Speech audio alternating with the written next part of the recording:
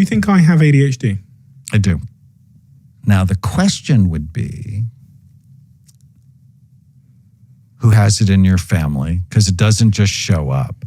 But often, children who have ADHD have one or both parents who have it. Where does it come from, ADHD or ADD?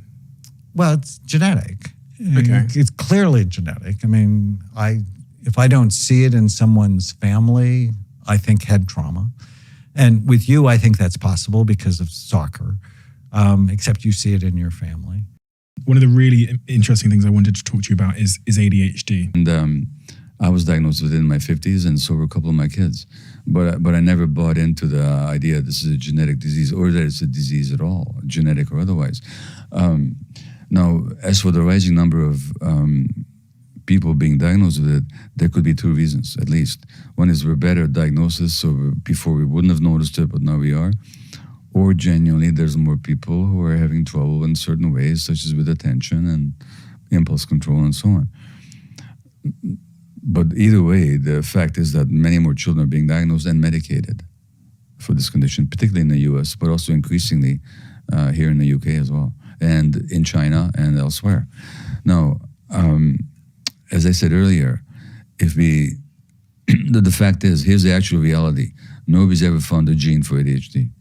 Nobody's ever found a gene that says, if you have this gene, you're going to have ADHD. No such gene has ever been found. No group of genes has ever been found that says, if you're going to have this gene, you're going to have this condition, nor ever will be. And no such gene or group of genes have ever been found that if you don't have these genes, you will not have the condition. Now, there are some diseases that are genetic. One runs in my family, muscular dystrophy.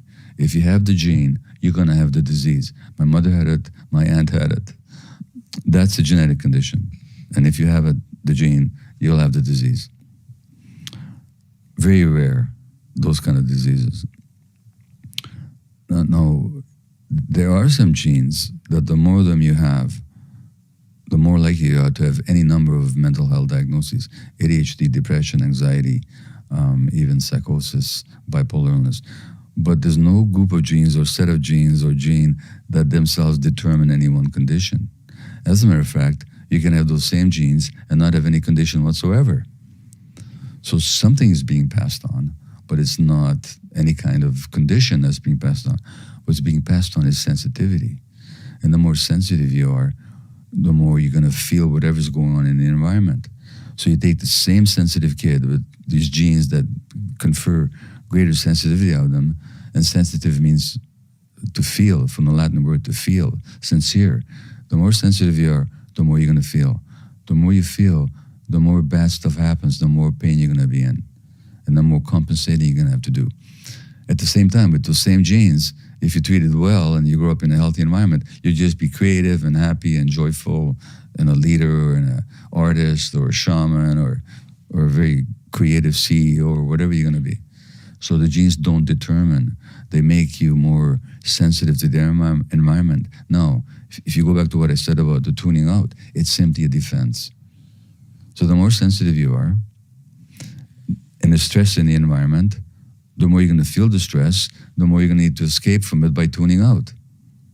So you didn't inherit ADHD, you inherited a sensitivity that makes it more likely under stressful circumstances that you'll revert to tuning out when your brain is developing, which, by the way, is an organ that develops physiologically under the impact of the emotional environment. So if there's a lot of stress in a child's life, and what I'm saying is in this society, is that more and more parents are stressed, not because they don't love their kids, not because they're not doing their very utmost to provide for them, but because they're more stressed for all kinds of social, political, economic reasons. I mean, if you look at inflation in Britain, which is a high risk right now, more people are going to be stressed financially. Financial stress on the parents translates into physiological stress in the children. Those children may want to tune out because it's too much to be in the present. Some of them will be diagnosed with ADHD. They didn't inherit anything in terms of a disease. They're just reacting to the environment. So if we're diagnosing more and more kids these days, I think it's because the parenting environment has become much more stressed. About autism and ADHD, so many. You know, I've had so many concerned parents message me specifically on Instagram saying, please, Steve, I've had a child diagnosed with autism. They're trying to understand it. They're trying to get good information on it. You've used the word autism and ADHD as we've been speaking about metabolism. What is the link in your view? Everything. The link is everything. So Really? The mitochondrial theory of autism actually was first proposed in 1985. And since then, we have had an explosion of research linking mitochondria and mitochondrial dysfunction to autism specifically. As I've mentioned to you, the rates of autism have gone through the roof. In the United States, they've quadrupled in the last 20 years. And people think, well, what does that have to do with diet? Those kids haven't eaten a diet yet. Well, their parents have. And let me share a couple of statistics. So people are scratching their heads. Where's all this autism coming from? I thought autism was genetic. And if autism is genetic, it shouldn't quadruple in 20 years.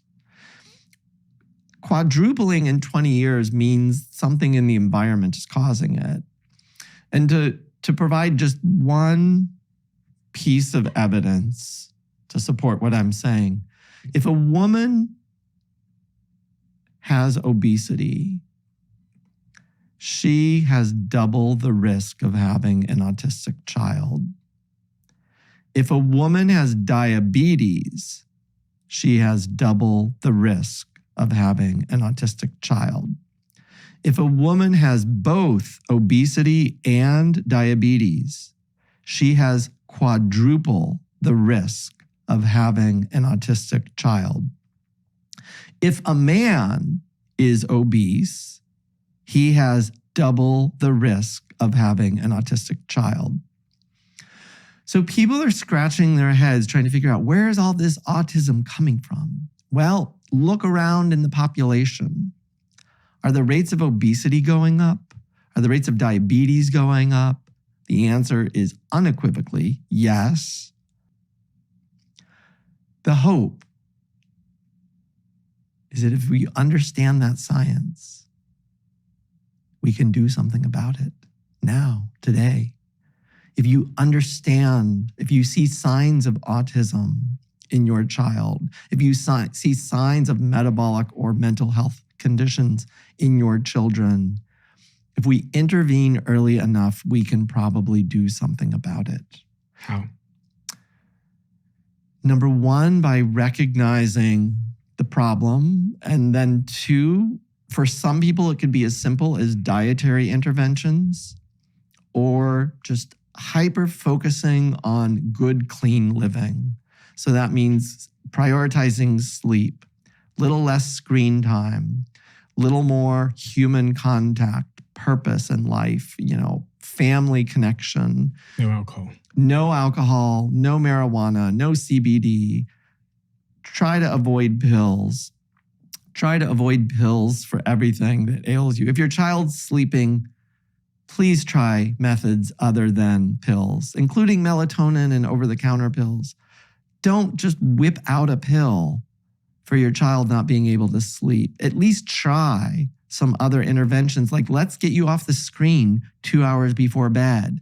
Let's develop a routine in our household that we're all going to wind down. We're all going to turn off the electronics. Maybe I'm going to read you a bedtime story, or we're going to play a game, or we're going to do something really boring that everybody's going to say, this is so boring, I'm getting sleepy.